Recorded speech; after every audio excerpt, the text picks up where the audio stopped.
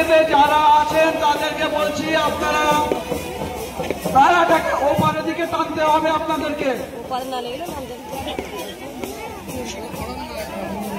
বেড়াটাকে ওপারের দিকে টানতে হবে।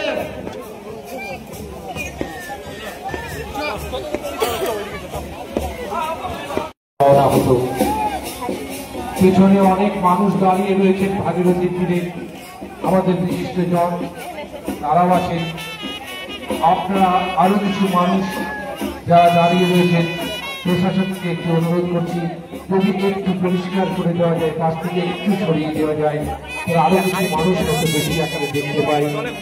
সবার দেখবার জন্য এই ইতিহাসের কথা বলতে বলতেই এত সুন্দর